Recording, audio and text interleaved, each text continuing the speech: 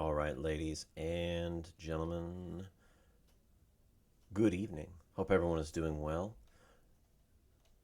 Real quick, can I just get someone to confirm for me? Can you hear my voice out of both of your headphones if you're wearing headphones? We've had this issue in the past. I just want to make sure we're not going to have it again, that's all.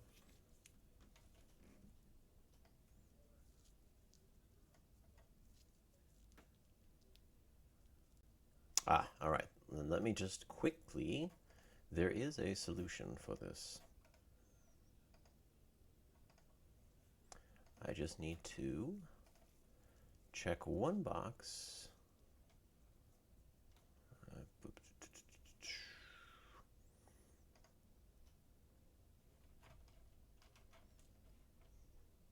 Alrighty. Does that... Did that fix it? Awesome. All right. Yep, just a small little thingy.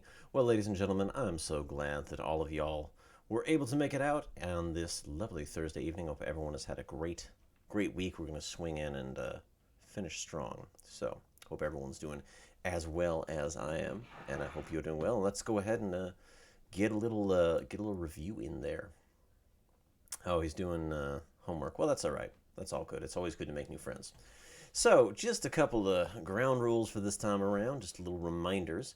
Do keep it kind and respectful, of course. We're here to learn and, treat each other well. If you have a question, feel free to ask it. Please, by all means, do participate. It makes the whole thing much more enjoyable when you do.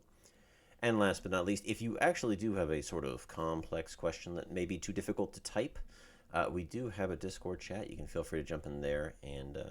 you can jump on here and maybe address everybody if it's that compelling. If it's that compelling, we can do that. So do let me know if that's the case. But with that said, we're going to go ahead and get things going. And since all of you are here early, we're going to go ahead and get a little raffle going for those who are here early. For those who have come early and on time, we'll call it the punctuality raffle. And yeah, we're gonna go ahead and get started. Awesome. So that'll be open for about 4 minutes. So tonight's schedule very similar to Tuesday's schedule. We're just gonna go ahead and start with some content review. Then we got some multiple choice questions in the College Board style that will address this a little bit further down the road. We're going to look at units 3 and 4, but tonight we'll mostly just be doing some Units 2 content. Now, for those of you who aren't immediately know, Unit 2 specifically revolves around all the same places we talked about in Unit 1. The only difference being now it's all about econ stuff. Now they want to know about, like, money, yo. Money, money, money. Dollar, dollar bills. Cream. Because cash rules everything around me, right? So that's what they want to know this time. So that's what it's mainly going to focus on. With that said, let's not take too much time. Let's just go ahead and get right into it. I'm going to fire this on up. And I'm going to go ahead and hit the continue button. Let's go. Let's go. And there we are. There we have it. You got the little join code right there. Feel free to hop on.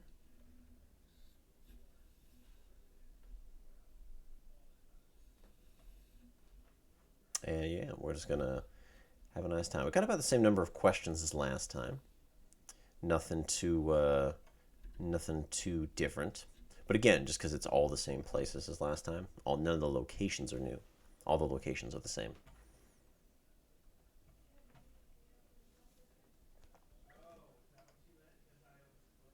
All right, we got our first one: Clementine Cottontail, Onion Okonwo.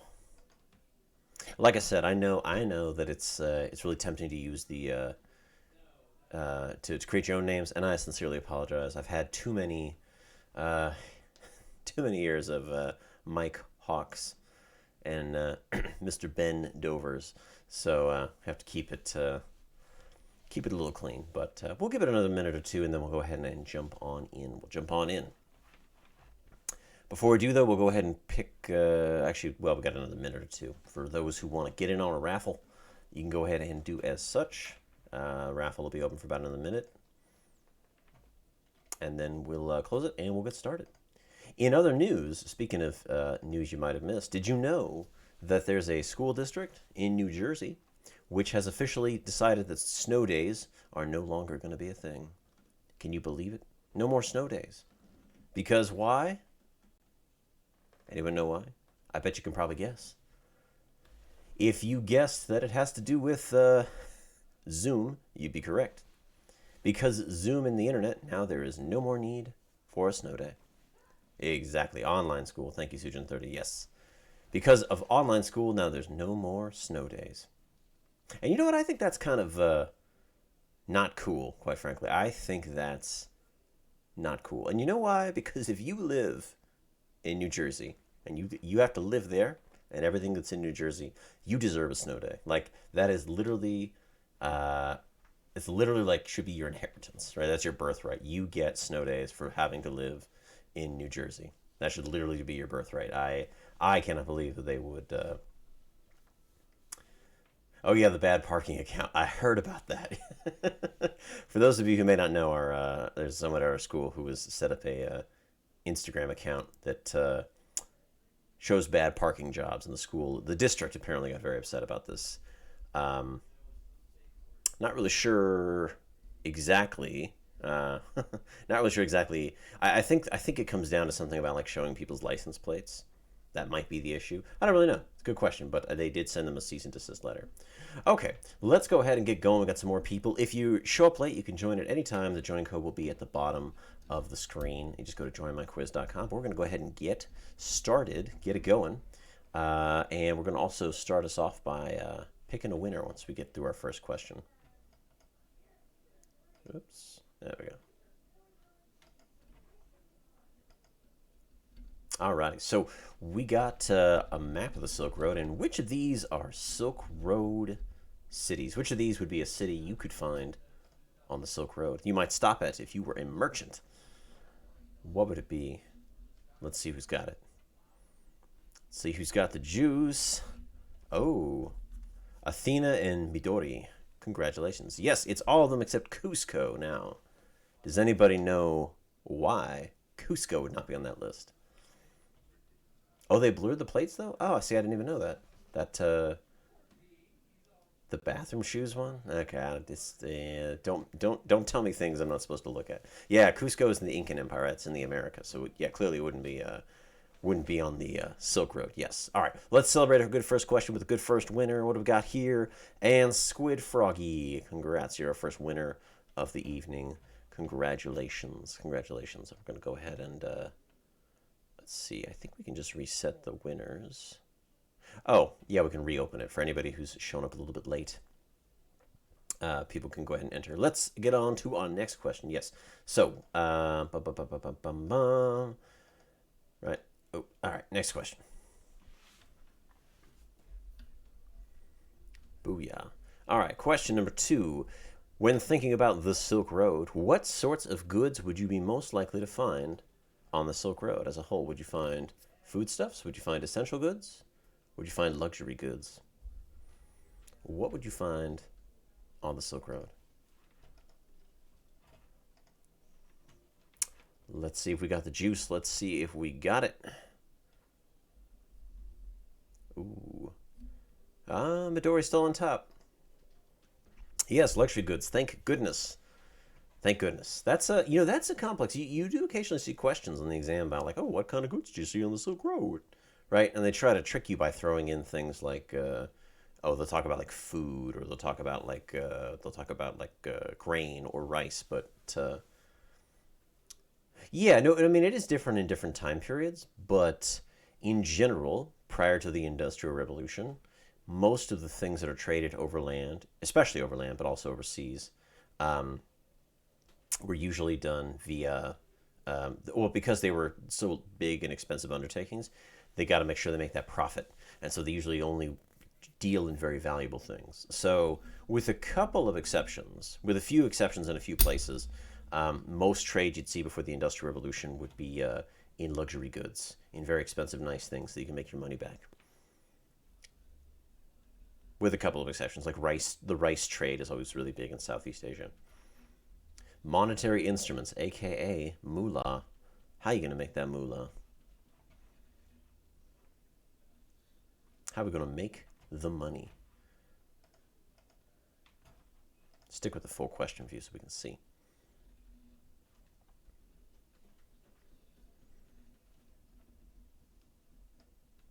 Now, the key there is long journeys, right? So, copper coins, yeah. Now, you wouldn't really use copper coins. Those are heavy and bulky. Not really that helpful. Drawn away with which time period? Oh, yeah, sorry. My bad. I should have specified that was in a check all that apply question. My bad. Apologies. My mistake. Which time period? Yeah, so this is still 1200, 1450. Of course, you get that paper money coming out of the Song Dynasty and the Yuan Dynasty. So, yeah, it's these are what we call financial instruments or monetary instruments. They help make doing business easier because you don't got to carry a bunch of cash, which makes you prime targets for bad people, right? If you carry a bunch of money, prime target for the bad guys. Alrighty. This is only a single one. Just a single question.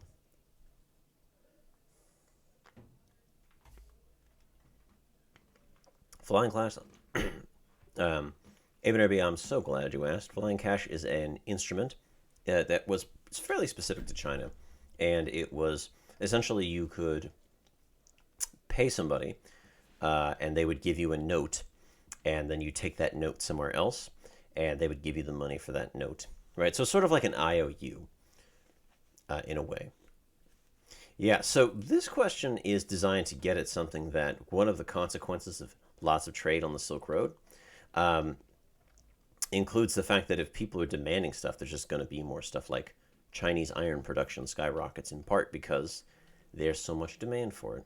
I hope that clarifies. And Ibn Arabi, did that also answer your question as well? So, hello, good to see you. So glad you can make it. In the meantime, we're going to go ahead and move on to the next question. Dope. Glad we could help. All right. So, this city, very important city historically, absolutely leveled by one of Genghis Khan's descendants. Especially if you're in my class, you should know what this is. This should not be a mystery at all. Let's see, can we do it? Did we get it? Ooh, did we get it? Yes, Baghdad. Oh, thank goodness. I was worried for a second we weren't going to get that one. Yes, Baghdad, capital of the Caliphate, right? Its destruction sent the, what was the Baghdad House of Wisdom? So glad you asked. That's a legendary building that may or may not have existed. There is some, this is, by the way, this is a multiple, this is a check all that apply question. So the House of Wisdom, according to what we think as of now, was perhaps just a really big library in Baghdad that might have belonged to the Caliph or it might have belonged to a very prominent citizen. And it supposedly became one of the largest libraries in the Islamic world. And there was also a translation house attached to it. Some people even describe it as sort of like a proto-university, but there's not a lot of evidence for that very particular claim because we don't know much about it. We only have like 2 texts that describe its existence, and then everything else is just sort of an offhanded comment like, oh yeah, went to Baghdad, saw the House of Wisdom. So we don't know a lot about it, but it was most likely something that was some sort of library or collection of knowledge. So Mongolian states, so first the OG Mongol Empire, then all of its successor states. How did they promote cultural diffusion? Well, in general, they were just pretty tolerant of other people, but also they moved administrators around. So they hired people in one part of their empire, moved them to another part of their empire, and of course, those people aren't going to just stop having their culture and their faith. They're going to take it with them, right? So when we talk about if you see something about the Mongols and culture, that's one of the ways they did that. Did the Mongol fleet in Japan die because of storm? Yes, that is where we get the Japanese word kamikaze from, right? Divine wind. I want to say it was the second time that Kublai Khan attempted to conquer Japan. His fleet was annihilated by a typhoon or a monsoon or a hurricane. It's not really clear what it was. One of those 3 things. Lamist Buddhism in the upper class. Yeah, no, the Mongol ruling elites really liked Lamist Buddhism. Lamist Buddhism, or sometimes called Tibetan Buddhism, is still really popular in Mongolia even to this day. Still very popular. This is also a single answer. This is a single answer. And why they like Lamist Buddhism? You know, I don't really know. That is a good question. Why did they like Lamist Buddhism in particular? That's a good. I bet it probably has something to do with the fact. I think, and maybe I'm mixing up my event chronology here. I believe like one of the Dalai Lamas was a Mongolian at one point. That might have had something to do with it. But that's a really good question. Why did the Mongols really like Lamist Buddhism? Yes, we should ask Chodak, the Buddhist monk. Yeah, Pax Mongolica. Exactly right. The Pax Romana during the Romans' Golden Age. Pax Britannica, sometimes they say, for the 100 years of the British Empire. Some people even said Pax Americana between 1990 and 2010, but I don't know. That might be. We may have to let future historians judge that. Awesome. All right. So what do we got here? We got several states. Why did they break apart? Now there's a couple answers here. Let's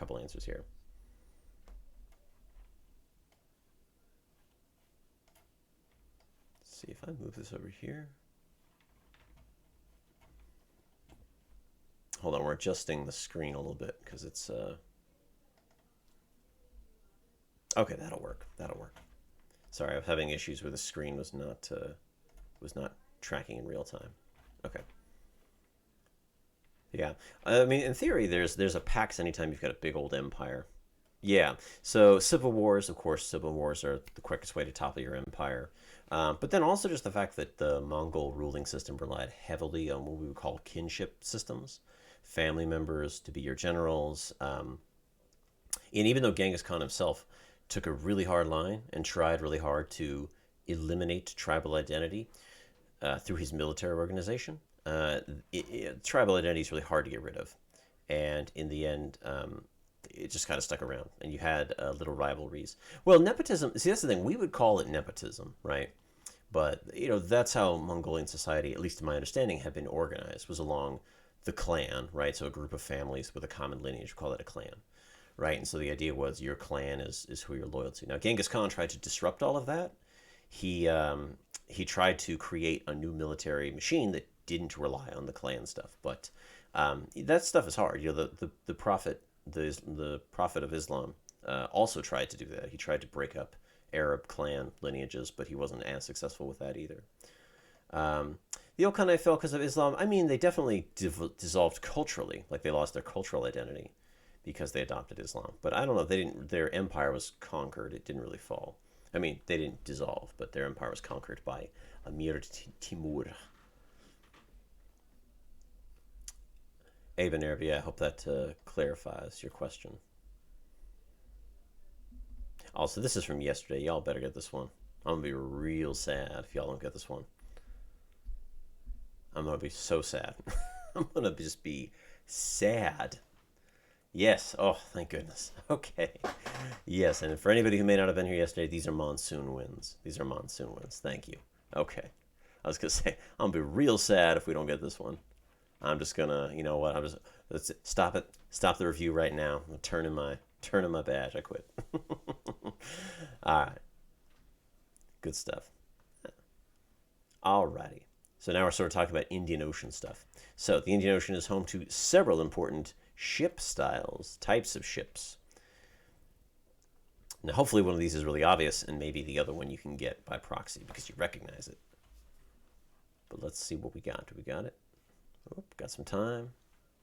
Oh, got a few more people in there. Awesome. Always nice when people join us.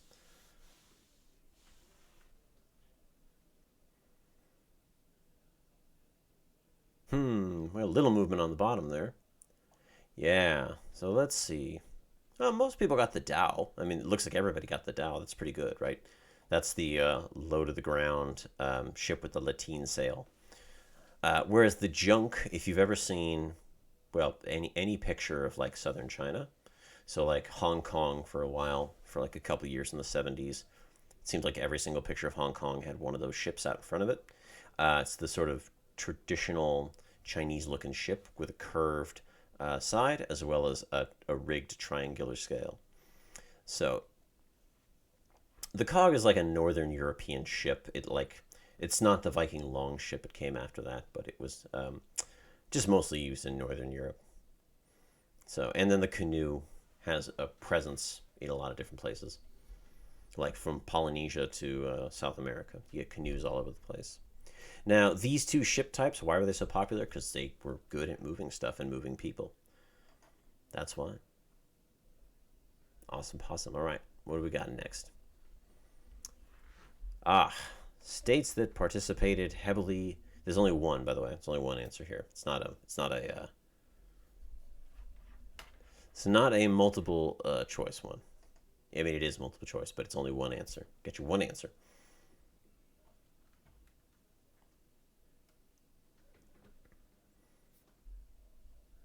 All right, let's see what we got. Any movement on the leaderboard this time? No. We're staying pretty static here. Although it looks like everyone got this one. Everyone got it, yeah. No, it would be the Swahili city states, right? The coast of East Africa. Bingo, got it. Right? The Rajput kingdoms of India were more located mostly inland. I think there was like one Rajput kingdom that was on the coast, but most of them are located inland away from the coast. And then I just kind of put this one in here as a little, just throwing it out there. Cool. Oh, we're about halfway. We're about halfway. Wow. We're a lot quicker than we were last time. So let's celebrate our halfway point with another winner. Let's get another winner. Let's get another... How come we can't pick a winner?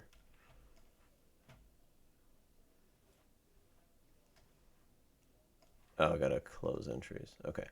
Let's try that again. Okay. And winner... Minor K-12. Again, congratulations. Okay. Well, rigged. I mean, to be fair, not a lot of people show up to these. We only have about half the people we did last time. But maybe get some more people show up. We can mix it up. To be fair, I should probably also do that thing that limits the ability of people to win if they've already won. I should look into that. Okay. What else we got? We're still on the Indian Ocean, right? We're still in the Indian Ocean. So, diaspora communities. So, in general, they are created by the following processes, except for what? Except for what?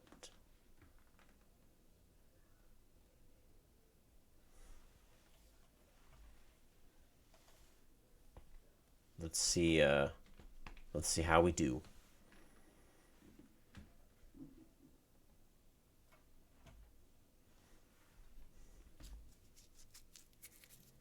Yo, yo, yo, yo. What do we got? What do we got? Movement. Huh. So static. Huh. Okay, well, that might explain why it was so static. So, yeah. Diaspora communities, that refers to, like, people from one cultural area, or in most modern parlance, like a state, living outside of that state, but still being heavily connected to that state or the culture of that place, right? So, for example, the largest diaspora in the world right now is actually the Filipino diaspora. So people from the Philippines, born in the Philippines, or with strong cultural connections to the Philippines, but living outside the Philippines. So scholars think that the largest diaspora is the Filipino diaspora, though it's hard to get exact numbers on this kind of stuff, right? The second largest diaspora is believed to be the Nigerian diaspora, so people born or with strong connections to Nigeria, living outside of Nigeria. So the Indian Ocean had a lot of them, and that's in part because lots of trade. If there's a new religion in town, and you're part of that new religion, you go to another place and there's already a community there of your fellow co-religionists, you wouldn't have a problem staying there, right? It wouldn't be an issue. You could find a place of worship, you could find a place to stay, you might even find a wife. And also monsoon times limiting travel, right? So if you only can travel half the year, then you're going to have to stay put for a little while. And if you're going to stay put for a little while, you might as well, maybe have a second family or like a servant who's going to take care of a house you have while you have to stay put. And so that's slowly how you get diaspora communities. I believe it's based on the total raw number of people. So I believe, if I'm remembering my numbers correctly, there are something to the effect of, there's something like 200, maybe I'm mistaken. You know, I don't actually, I don't know the number of the Filipino diaspora, but my understanding is that it is the largest. But you know what? Maybe we should check that right now. What do we have Google for if not literally this very question? So let's go ahead. What is the largest diaspora community? What do we have Google for if literally not this? Oh, interesting. I guess it is the Indian diaspora. Okay, I was mistaken. I was wrong. I wonder if maybe I was right at one point. Was at one point the Filipino diaspora the largest? As of 2019. Okay, so maybe I was correct at one point. That's so weird. I could have sworn I learned at some point that the Filipino diaspora was the largest, but I guess I'm mistaken. I was wrong. So Indian, followed by the Mexican, followed by the Chinese. Okay. Put them all together, and you have almost the population of California. That's a lot of people living outside their homelands. Interesting. I wonder how they... Yeah, that's a good question, though. How do they calculate that number? Interesting. Cool. Well, like I say, at the end of all my videos, we're learning together. I've just learned something. All right, next question. Thank you, Abenair. Alrighty, so all of the following are examples of trade goods you could find in the Indian Ocean, except what? Which of these could you not find in the Indian Ocean? Would it be textiles from Bengal, wool from England, Chinese porcelain, or cloves from the Banda Islands? What would it be? Let's see what we got. See if there's any movement. Oh, cottontail moving up. Okay. Yeah, English wool. English wool. All of these are well-known trade goods from the Indian Ocean, right? Chinese porcelain, which they have found in East Africa. This is some of it right here. So they found this porcelain on the Swahili coast, right? And then you've got your banda cloves from what's now Southeast Asia in what is now India, as well as textiles from what is now Bangladesh. They were really popular in Malacca, right? So yeah, the only thing you wouldn't really find would be English wool, right? Coming all the way from England. Plus, if you're living in Oman, where it's like a bajillion degrees all the time, why in the world would you need wool? That's crazy. I'm kidding. It's not a bajillion degrees in Oman, but it is hot. It's a very hot place. Does it not say textiles? I thought it said textiles. Did I mistype it? Shoot. Well, I guess we're going to see how well everyone knows their camel. What kind of camel is this? What type of camel is this? Do you know at home? Vote now on your phones. Just kidding. Vote here on the quiz app. What type of camel is this? One hump or two?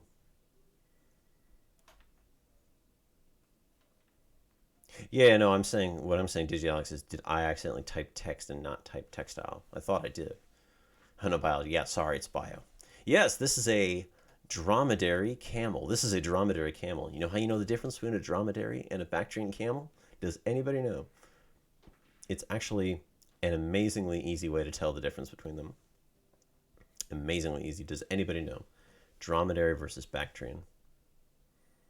The number of humps. Yes, it's that easy. It's literally that simple. Dromedary has one, Bactrian has two. And I'm trying to think if I think I actually have a picture of a Bactrian camel somewhere here. Hang on. It's behind it's behind my screen. I'm going to reach it, but let's go to the next question so I don't keep you guys waiting while I reach behind my monitor and grab it really quick. Okay. Next question. Booyah.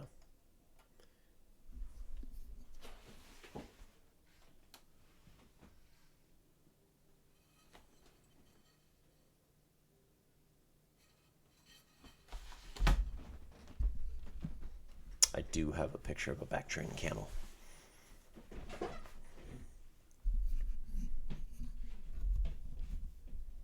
Adjust my mic a little bit. Sorry about that. Cool. Alrighty. So, proof of trade in the Trans-Saharan. Which of these is not the case? Oh my. So, at least we didn't make the mistake of the gold one. I'm glad about that. Yeah. So, the thing about this question, right, is it's asking you to think about evidence that goods are circulating, right? Proof of more trade across the Sahara, right? So, So this is the kind of question you'll see in the exam occasionally, right? Where it will ask you definitively what can prove the statement that they're trying to ask you to prove, right? And so even though all of these things are probably true, all of these are true, which of them, or in this case, which one does not support the conclusion? So which one of these doesn't support the conclusion of more trade, right? So slave soldiers being traded from North Africa down to West Africa, gold being traded from West Africa up to the Mediterranean, but increasing numbers of manuscripts doesn't necessarily mean, so increasing number of manuscripts doesn't necessarily mean there's more trade. It might just mean there's more people visiting, right? But that doesn't necessarily mean there's more trade. And so you see these kinds of questions on the exam all the time, where it'll be asking you to support definitively their conclusion, like which statement definitively supports their conclusion, like what can we actually say from the evidence that we have. No, so there's been slavery in Africa for a very long time, as there's been slavery as an institution all over the world, right? If you're talking about the transatlantic slave trade, then yes, that's a America discovery thing. But there were like local slave systems in Africa for a very long time. Same thing with parts of Asia, and even in Europe before the Middle Ages. You know, the Roman Empire was one of the largest slave-owning societies in all of human history. Anyways, I have a really quick thing to show you about a Bactrian camel. So this is a lovely, I'm assuming I can show this, it will show up. So this is a lovely ceramic plate that I purchased when I was in Tajikistan about 4 or 5 years ago. And you can kind of see here, it's supposed to be a merchant, but you can see the camel has one hump in the front of the merchant, and then it has a second hump on the other side of the merchant, kind of covered in the green, but the merchant's is sitting between the two humps, right? And so that's a Bactrian camel. It's got the two humps. They also tend to have a lot more fur around their necks because they're in colder climates. So anyways, that's your biology lesson for today with Mr. Little. Now let's get back to the history. What is there to do in Tajikistan? Well, actually, the Pamirs are really beautiful. If you can hike up to the Pamirs. And that's the funny thing is the Pamir Mountains are basically no one lives there. Like something like 2% of the country's population lives in, like, I think it's something like 80% of the country is this mountain range, and only 2% of the population lives there. That said, the government, to my understanding, is the government is very afraid of people in that part of the country trying to break away from the rest of the country, and so they have a very strong military presence there. So I did not have a chance to go there when I was there last time, but I did. I thought I might, so I had to pay an extra, what was it, an extra $60 to get a visa to visit the Pamirs. So, but sorry, I'm sorry. This is a really long tangent. But the Pamirs, this mountain range, is where most Buddhists believed that Mount Meru was, and Mount Meru was the center of the world according to Buddhist cosmology. So, in Buddhist cosmology, the Pamir Mountains was supposedly where the center of the world was. So that's kind of cool. Anyways, yes, this is, thank you, the rich boy. Mansa Musa, yeah, this guy, this king. Fun fact, this is the only depiction of Mansa Musa. There are no other depictions of this guy. I emailed 8 professors asking them because I couldn't find any other pictures. And I asked them, I was like, yo, you're a professor in African history. Are there any other pictures of Mansa Musa? And they were all like, nope, there are none. There's only the Catalan Atlas. Lots of written inscriptions and people talking about him, but no other pictures of him beyond this one. So that's kind of cool. The only guy who ever crashed an economy, and we remember him favorably for it. Yes, he's looking like a French royalty symbol because that map was created by Mediterranean people in what is now parts of Spain. In fact, that map, the Catalan Atlas, comes from Mallorca, the island of Mallorca. Yes, he's on the sticker. I made a sticker of Mansa Musa because I thought he was that cool. Being, again, not only one of the richest people in history, but also the only person to ever crash an economy, and we remember him favorably for it. Remember, he destroyed the Egyptian economy, gave away so much gold that he made it worthless. So, inflation, man, inflation. So, technologies, yes. Oh, nobody got the Mercury one, but at least we all got the caravanserais and the camel saddles. You know, this one would probably not show up on the AP exam. It's something that I think is interesting. But you're right. At least everyone got the caravanserais and the camel saddles. That's important. I'm glad we got those. Good stuff. Okay, we're about 8 more questions in, so let's pause and let's see if we can pick another winner. Let's pick another winner. Who's got it? It's Teru. Congratulations. Got another winner for the sticker club. Awesome. Alrighty. Yeah, does that have to do with the same thing? Yeah, so it's the same, not the exact same process, but it's the same idea, right? Using mercury to remove impurities, and get the valuable ore, remove the impure ore from the pure ore. Also, it's incredibly deadly to humans. But I should note that this was not, the use of mercury in West Africa was not the same as like the use of mercury in Potosi, because at least for a while, most of West Africa's gold was in powdered form. It wasn't in a rock. It was in powder form. So, all right, let's keep moving. All right, there we go. Continue our review of the trans-Saharan trade. So, the Black Death. Ooh. Had all the following effects except. What did it not do? What did the Black Death not do? What can it not take credit for?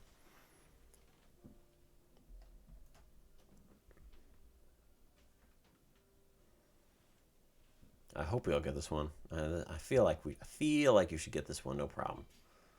But there's not a lot of movement on the leaderboard. It makes me nervous. Oh, I feel like y'all are just messing with me now. Come on. Oh, I feel like you're messing with me now.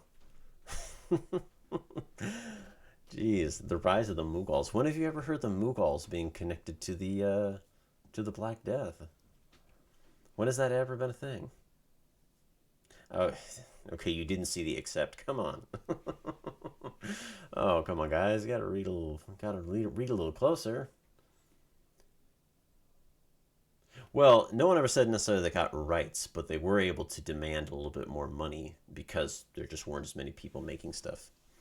Right? If there's fewer people making things, you could demand more money. And we know, this is funny, this is one of those except parts of world history.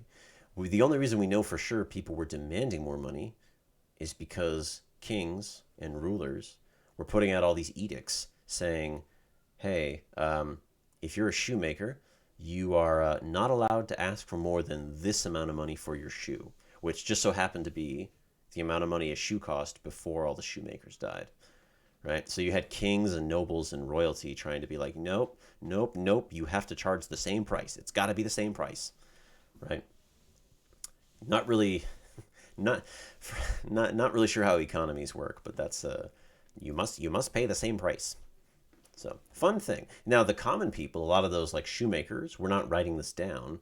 So the only way we know about it is because the kings and the nobles were writing it down. So that's how we know. Coolio, coolio. All right, let's move. Alrighty. Between the years 1000 and the year 1500, Islam spread further into Asia thanks to this very particular group of people. We're gonna see if we got this. I'll give you a hint. This is their location here on the map. This is their location here on this map. Let's see what we got. Oof. There's like no movement on this leaderboard. What is going on here? Why is everyone guessing? So, did I just make these questions way too hard? I feel like I wasn't trying to make these questions unusually difficult. But I feel like we're just or maybe everyone's just casually playing tonight. That's fine. But yeah, so these guys, the Turkic peoples, right? This is a map of the world where the Turkic people live. No, I didn't, but guess where you could find this stuff? Chapter 17 of your textbook. Did you read your textbook, Hades Motion? It's in there. First part of chapter 17. Yeah, so this I was like explaining this. So Turkey, the nation of Turkey, which is located right here, if you are from Turkey and you are a citizen of this nation, you would be called Turkish, ISH, right? However, the language, the language family that people in Turkey speak, that is, they speak Turkish, the whole language family, the big umbrella, is called Turkic. Turkic, right? And other Turkic languages include things like Azerbaijani, uh, Uzbek, Kazakh, Uyghur, and then a couple of Siberian languages up here, right? Yeah, Turkmenistan, right? That's the idea. So those are Turkic, the Turkic people. And guess who? Guess who? The Delhi Sultans were. They were Turkic. And the Mamluks in Egypt, also Turkic. And the Seljuks of Anatolia, also Turkic. And then the Ottomans as well. And the Ottomans were also Turkic. They were one very particular group of Turks, right? So, as a whole, though, they are responsible for further spreading Islam deeper into Central Asia than it already had been. So that's one of their great contributions in human history. Okay, let's keep moving. This is your linguistic lesson today with Mr. Little.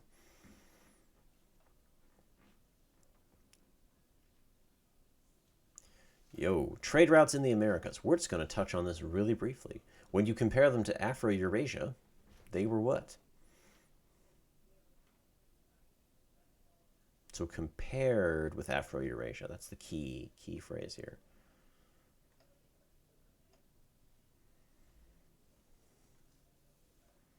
Dang, I feel like we're having fewer and fewer people answer every time. We're losing them.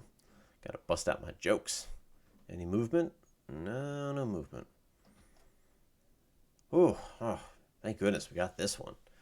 Thank you. was After those last two questions, I was just like, all right, well, I guess gonna have to shift focus on the next set of questions. But yeah, so this is the thing. If you were to encounter any kind of question about trade networks in the Americas, you would just want to point out that they were much less intensely used, right? That's not to say, we know for a fact, it's in your textbook. I've made a couple of videos about it, right? There were definitely trade networks in the Americas, but they just were not used anywhere near as intensely as the ones in Afro-Eurasia, right? And that's in part because, like, for example, there was no universal American religion. Like, there was no American Buddhism or American Christianity. Conduit? You taking physics yet, Teru? Conduit is what something passes through.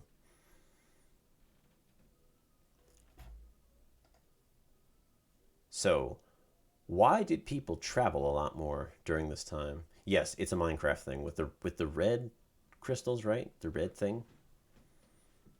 So, like, a conduit is how you get electricity to move. If my understanding of my basic understanding of physics is correct. Oh no, physics is here, right? So, why are people moving all over Afro-Eurasia during this time, like Mr. Ibn Battuta or Mr. Marco Polo or Miss Marjorie Kempf? Why are they moving around? Well, yes, all right. We got it, right?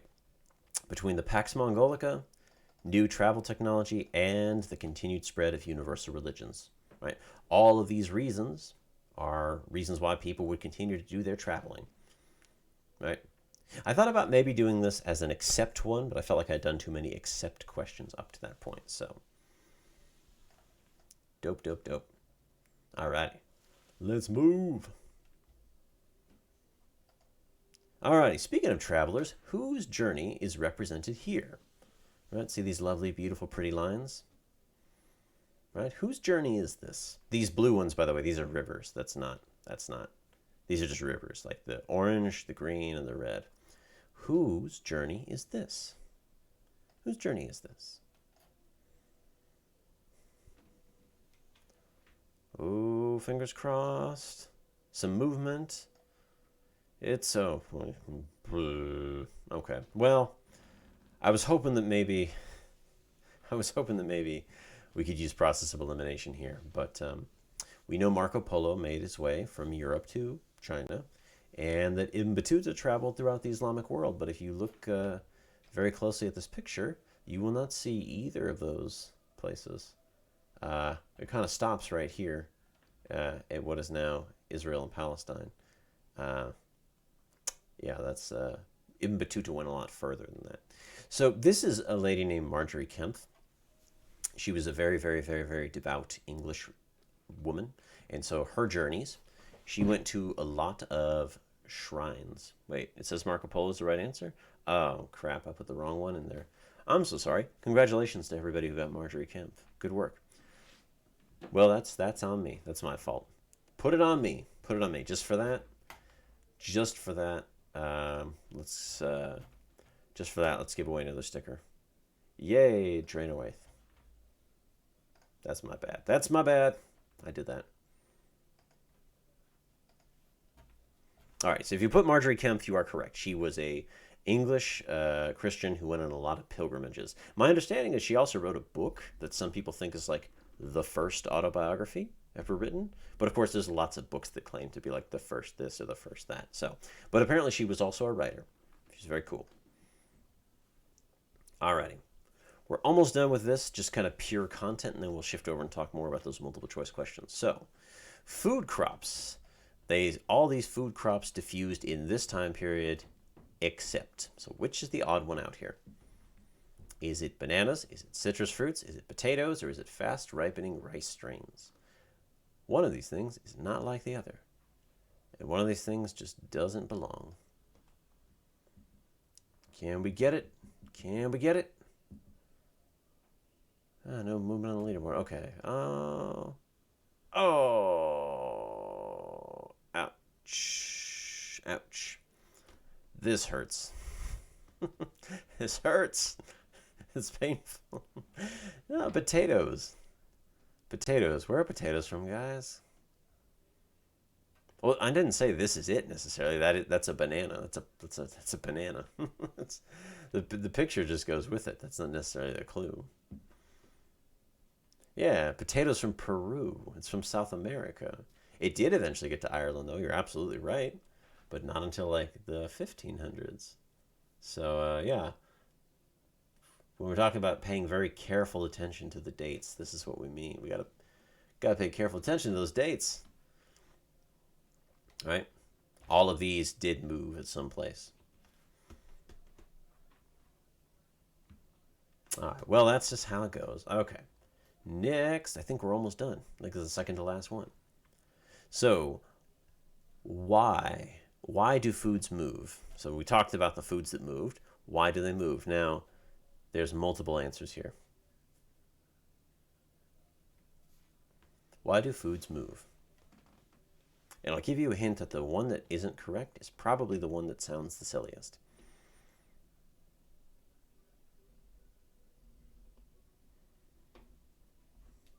All right.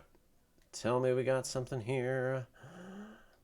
Come on. Yes. Yes. All right. We got it. Yes. So why do foods move, right? Why do foods move? Why are they adopted, right? Theories about them as medicine, demand for super exotic foods, right? Or just that they can grow at different times of the year. Sometimes if there's like a little niche, little ecological niche, get the food in there, right? And grow some more food, grow some extra food during a time of the year where you can't grow anything else. Yes, we must poison the king. Poison the king. Poison the king. Yes, I agree. Down with the king. Alrighty, let's wrap it up with a little bit of geography. We're going to wrap it up with just a bit of geography. And it occurred to me I forgot to put a map in here, so I apologize. I was going to put a map here. My mistake. So, Malacca, the geographic feature that made Malacca such a powerful trading city was what? Why is Malacca such a powerful trading city?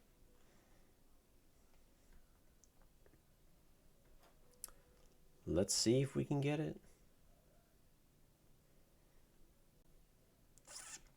I'm almost terrified to click on it. Oh, what do we got? Oh, we got some movement in the leaderboard at this very last moment. Nice work.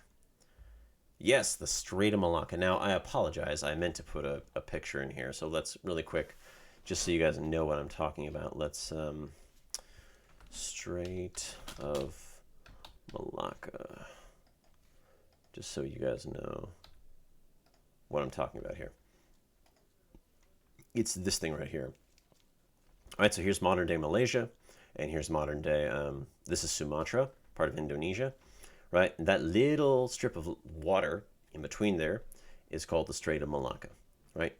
It is much easier to go through there than it is to go all the way around to like Jakarta, which is down here, right? So that's why if you were to, for example, build a city, if you were to build a city like right here, like right in the middle of the strait, you would you'd be in a good place. You'd be in a good place until the Portuguese show up and capture your city, but then you just move it somewhere else. Yes, they would put in a toll, and but they would also just be a place you could stop by, right? If you needed a place to rest, you could just chill out in the Strait of Malacca. Amen. Top three. And then the British right. Well, actually, it's funny you say that because now there's a different city here that also kind of serves that exact same purpose, right? It's no longer called Malacca, and it's not located here. It's located somewhere else. Anyone know what that famous city is?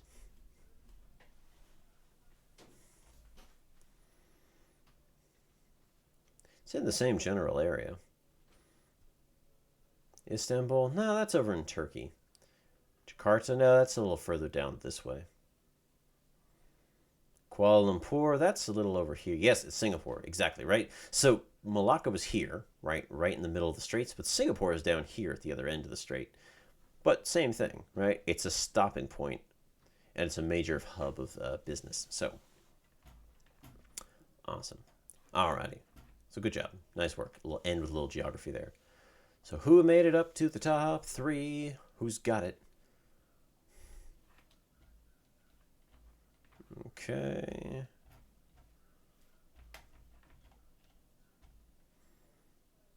Cool. So it looks like we got Midori, Cottontail, and Babelbrox. So that's Hades Motion, I assume you're Babelbrox, and then Cottontail and Midori. Who would be Cottontail and Midori?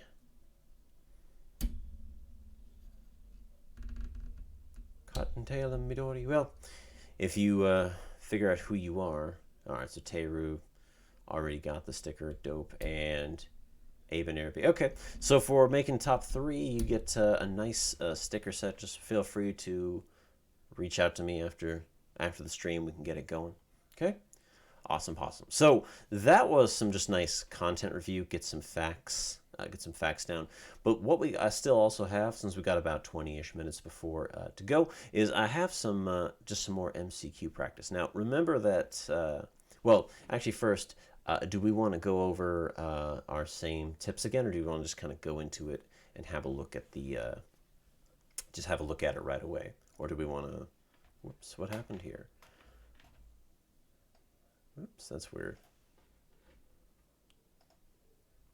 We're gonna. There we go. Let's just go into it. Minus 12K has spoken. Oh, wait a second. It's gonna resize again. Yep, there we go. Okay, hang on. I'm gonna fix that. Fix that. And there we are. And shrink. And up. And over. Huzzah. Okay. All right, DigiAlex, all good. It's always nice to see you. Thank you so much for coming. And Trainer Waith, same for you. We'll catch you tomorrow then. Awesome. So, for those of you who are sticking around, we are going to use a poll overlay this time. Oh, I just realized something. Hang on. Got to make sure I can actually access it. Hang on. We're going to use a Twitch poll overlay, but I need to move it. And sorry, I'm dealing with like multiple monitors here. My apologies. Okay. So we're going to use a little overlay to kind of answer these because it was a little chaotic in the chat yesterday. So if you remember yesterday, we went over skills 1 and 2 and 3. And those skills were things like analyze the argument in the documents and connect this document with a broader contextual moment, right? So skills 4 and 5 mostly deal with, if I'm remembering skill 5 correctly, it's context, right? But we're going to look at skill 4 first. Now, these particular questions are from units 3 and 4. So we're going to jump a little bit ahead to some of the content we're going to talk about next week. but these are units 3 and 4. So skill number 4 is asking you to analyze the context of a development or process. So it's going to be like, here's our document. Here's our document. Now, what does our document say about some other big thing that's going on in the world, which is usually what these are all about, unless it's skill number 2 or 3. So let's get to some examples, shall we? Here we go. We have a very long document here, so feel free to take a minute to read it. And then when you're ready, in a minute or two, I'll put the poll up on the, I'll put the poll up here and you guys can vote.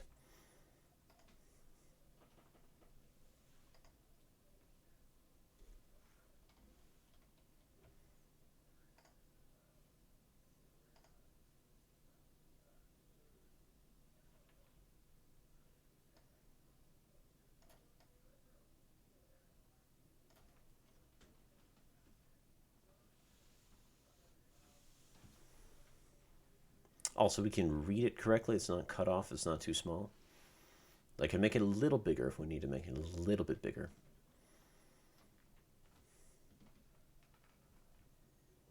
All good? Okay. All right.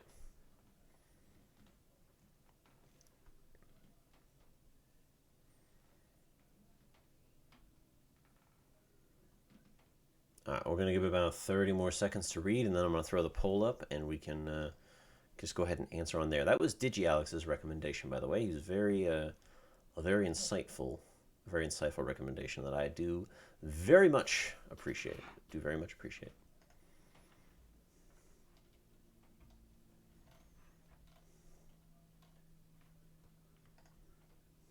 Okay, I'm going to throw this poll up real quick. And here we go. What is the answer? Is it A, B, C, or D? I believe you just have to hit the letter. I don't think you actually have to. So it's right there. Let's see, how do people vote? Yeah, you just. There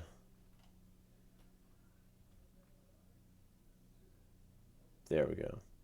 Yeah, you just hit numbers. Which the numbers correspond to the letters. Just so we can keep track of it all.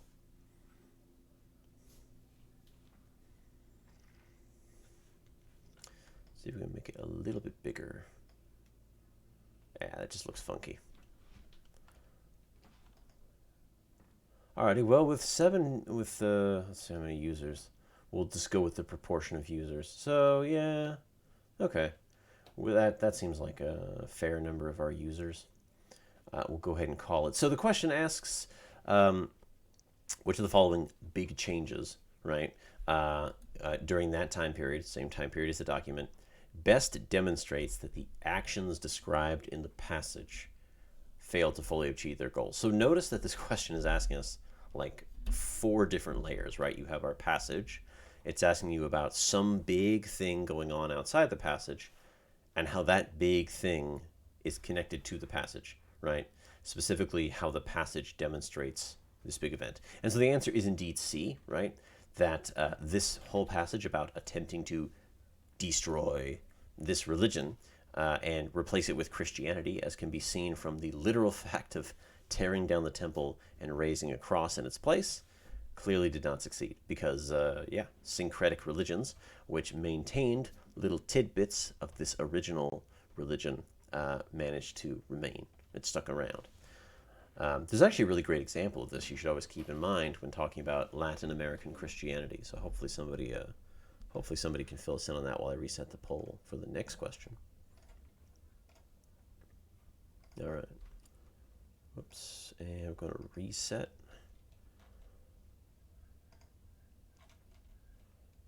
There we go. All right. All right. Next question. Booyah. This one is a chart. So this one's always fun. So what we have here, there's a lot going on here. We have the price of silver per pound, and then actually, hang on, I'm going to move this just so we can see the dates. Yes, okay.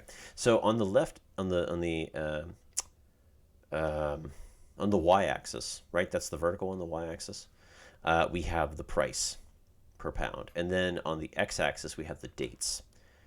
And then we have two bars, one of which is in Southeast Asia, and the other bar of which is in Europe.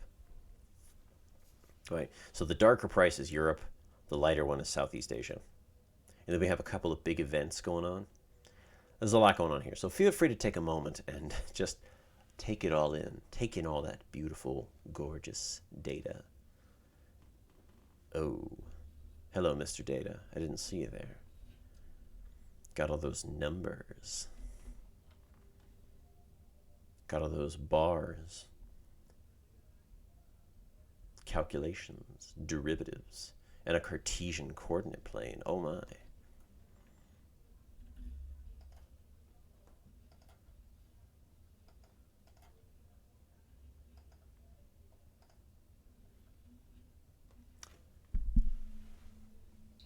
Yeah, I'm sorry. More math. Learning is a multifaceted experience, and it's very important that you're able to jump and code switch between multiple different subjects. Okay.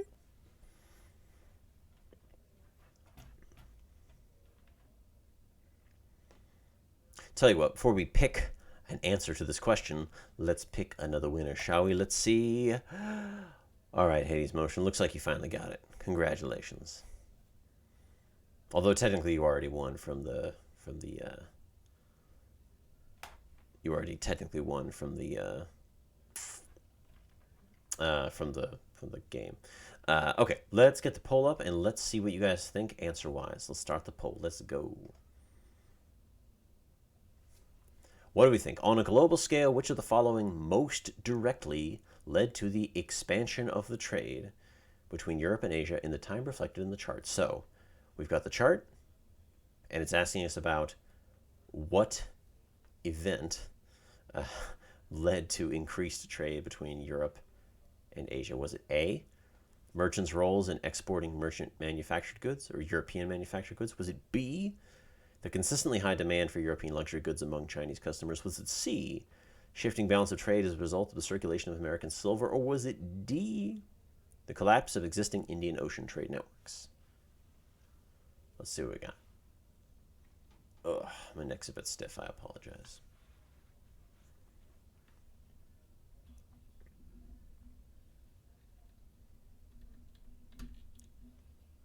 Also, if someone does not clip that math spiel I just went on a second ago, I'm going to be really disappointed. Because that's like comedy gold right there. All right, well, with 2 votes in for the answer of C, I will go ahead and close the poll since it looks like Abe and Airbnb, you can it's should be on the Twitch bio. You can just pop in there. Is it broken again? I feel like I keep fixing it and it keeps breaking. Like I'm doing something wrong.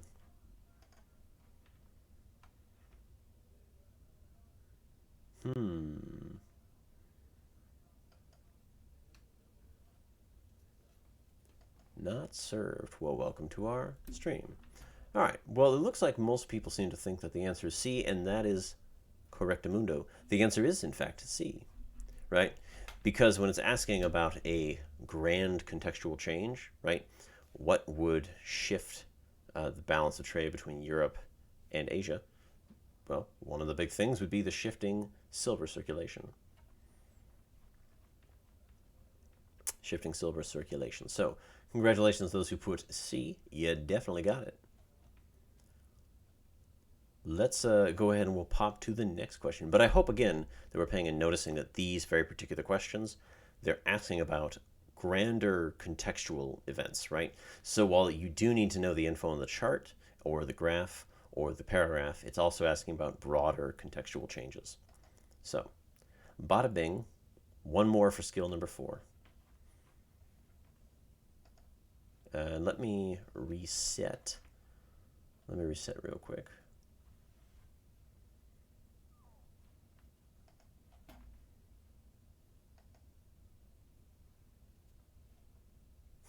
I guess that not served person just bounced. That was kind of nice to get a visit from someone who's at TwitchCon 2018. That's kind of cool. Little pop in and a little link. Awesome. So we got a Portuguese explorer and a merchant, and they're in China, and then they find something very interesting. We'll give it about 30 seconds. Oh yeah, not 30. We'll give it a minute. We'll give it a minute. No need to rush it.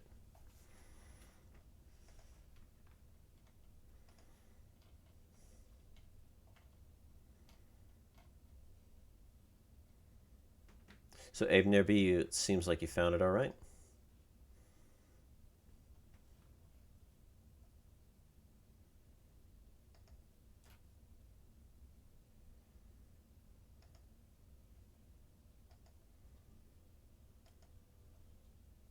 Got it? Awesome. I'm glad you did. Anybody else ever needs to join the Discord? Link is in the Twitch bio. We mostly just talk about memes, but occasionally we talk about history. As I think it was, I'm trying to remember who said it. Some homies make millions, some homies make memes, right?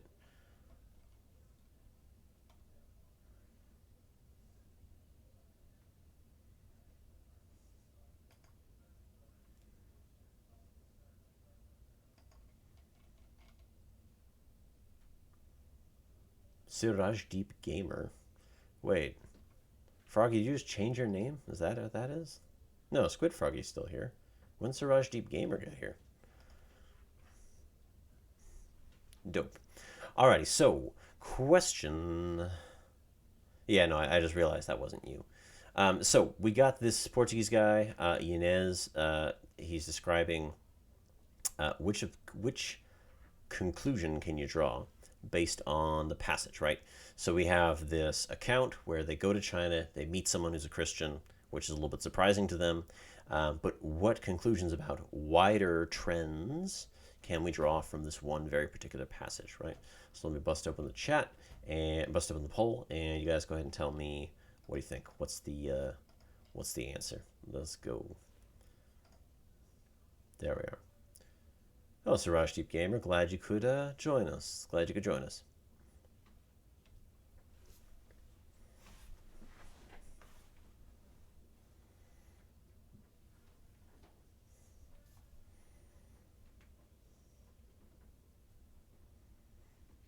All right, we got some votes for 1 and 2. We'll give it about 30 more seconds. And you know what we'll do since we're almost done here, but I still want to give anybody who hasn't had a chance to win some stickers. So I'm going to reopen the giveaway. We're going to reopen the giveaway. We're just going to reset it. So anybody who has not had a chance to enter fresh can feel free to enter fresh.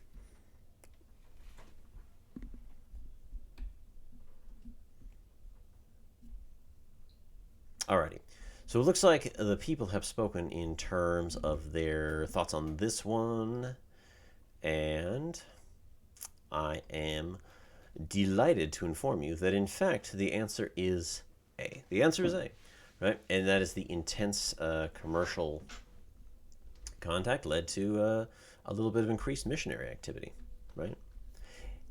Now, B is technically correct, right? B is true, but Nestorians were such a small community in China, and they actually themselves sort of disappeared after about 100 years. So that one's sort of meant to be a red herring, if you will, sort of a distraction, right? So the answer is A, right? Missionary activity just comes along with merchant activity, right? Remember how we always talk about Muslims spreading Islam on the Silk Road, right? Muslim merchants spread trade on the Silk Road, right? We always are talking about that. That's always coming up. So that's just, it's same principle, right? Same principle. Cools. Alrighty. So let's go. Let's get on to the next one. We're just going to talk really quick about skill number 5. Then I'm going to let y'all go. So skill number 4 was all about context. It was all about context, right? Whereas skill number 5 is asking you. So here's skill number 5 takes it one step further. Not only does it want you to understand the big, broad historical process that's being represented by your document, but to take that broad historical process and compare it to another broad historical process, right? So these questions are going to ask you to compare your document to something else, or compare your author to something else, but that's more skill number 3. So let's have a look. There's a couple questions here. So here's a picture. Here's a picture. We got some picture ones, right? So this is a sketch by a Lutheran, a missionary, in Indonesia. This is his son. This is their house, and there is a enslaved. According to the caption, this woman is a slave, but she's there in the background. And the question is: so the domestic labor of the enslaved woman in this sketch is most similar to what form of slavery in another region of the world? In another region of the world.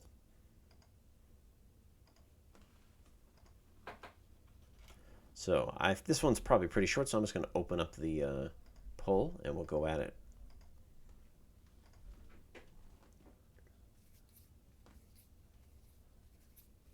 I was going to say, my kids should also be able to get this one pretty easily too, considering that we talked about it quite a bit last week.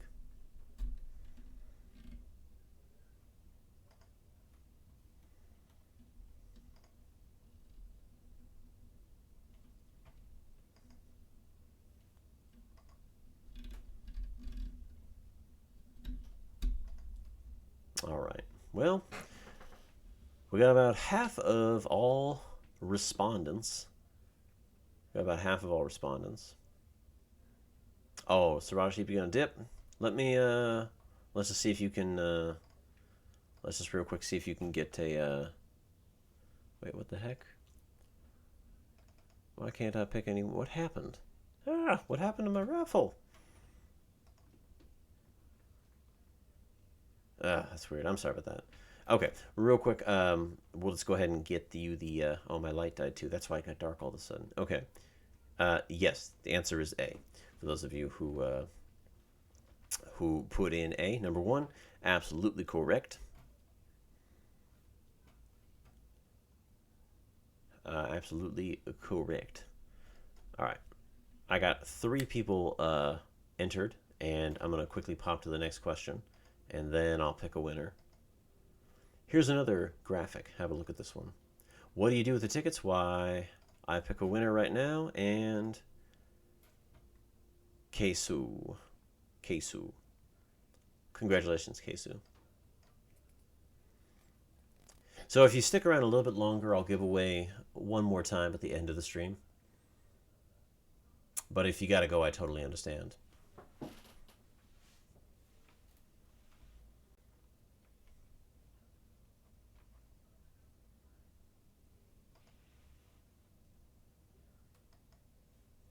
Okay, that's all good. I totally understand. We appreciate you coming out anyways and supporting us. But you have a good rest of your night there, sir.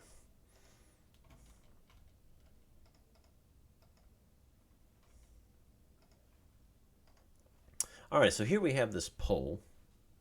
Sorry, not this poll. We have a map, right? This is what we call it. I think it's called a line density map. There is a term for this map. I just forget what it's called. But the thicker the line, the more people, the higher the volume, right? So this is a map of the transatlantic slave trade, and you can see slaves coming from different parts of Africa and where they went to, right? Notice, by the way, that very few of them actually made it to the United States, or what would become the United States. You can quickly note that the vast majority of them went to somewhere in the Caribbean or to Brazil, specifically in the south. We call Rio de Janeiro. That's Sao Paulo down there, I believe. So all the following significant environmental factors happened as a result of the trade. So they want you to understand what the slave trade was by looking at this map or knowing beforehand, but then they also want you to explain the environmental effects of the slave trade. So they're asking you to draw connections between the slave trade and the environmental consequences. So which of these does not count? And I'm hoping that this one will be a bit of a, I'm hoping we'll get this one, but let's see. I'm going to hit the start button and let's get the poll going.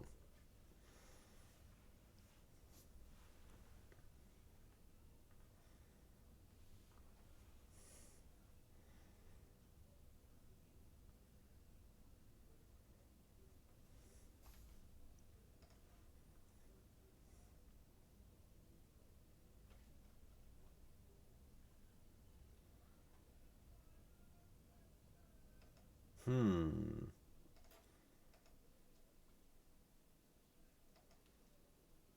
Alrighty, looking good.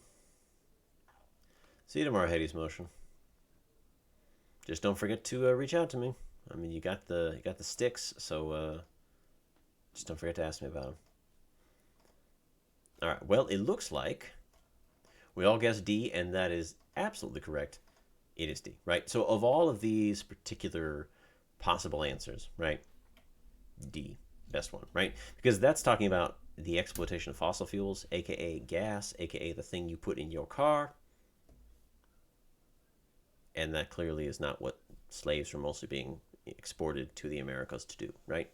Enslaved individuals being purchased from Africa not to dig for gasoline, but to do sugarcane or some other cash crop or some other form of labor, right? And so that's why it's not D. All right, I believe we have one more question. Or do we have two more?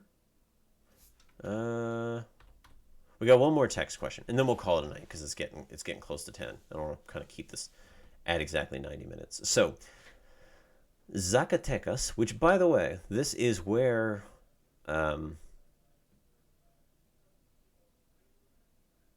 actually, you know what? I'm not going to say what I was going to say because that would give away the answer. That would give away the answer. I don't want to do that.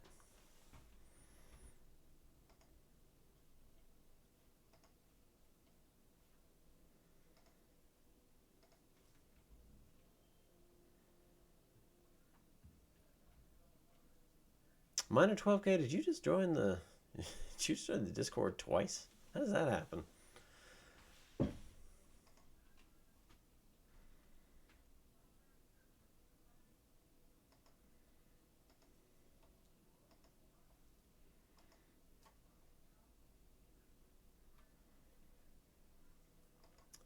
Alrighty, I'm going to go ahead and open up the poll for whenever anyone's ready. It should appear. Will it appear? Will it appear? Yes, begin. Okay. There we go, there we go.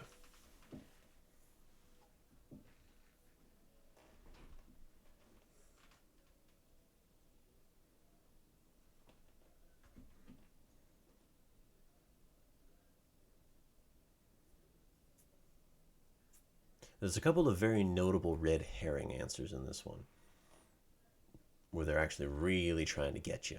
But if you look closely, you'll spot them.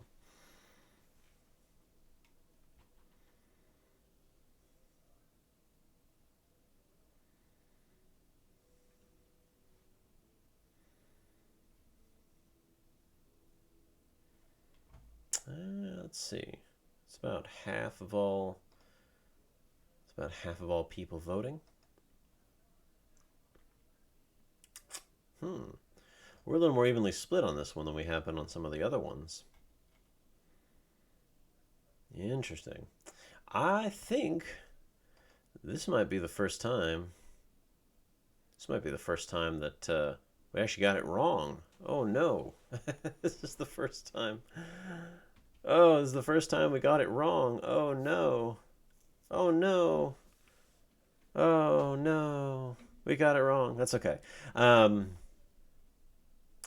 I mean, 1600s America, industrialization is not. But so whenever you see a question that talks about the beginning of industrialization, you want to look to England, Northern England in particular. So that's why B is off the table. But in fact, credit to Kesu and Abe Nerby, right? It is A, right? The emergence of a first truly global exchange network. Now, pray tell, what were they trading in that first truly global exchange network? I know you guys know this one. I know you know. I know you got it. It is silver, right? What I was going to say, but decided not to say at the very beginning, was that Zacatecas is one of the three main sources of silver during the 1500s to the 1800s, right? Huge source of silver, right? And so that's that first global exchange network. Now, this answer D down here was trying to kind of throw you off and be like, oh, the Ming Dynasty, right? Remember silver and the Ming Dynasty, right? You're going to fall for that. No, you're not, because you're smart. So Awesome possum. Okay. With that said, it is exactly 10 o'clock. So I don't want to keep you any later because it is late. But does anyone have any questions before we dip? Any questions before we dip? Before I let you off for the evening?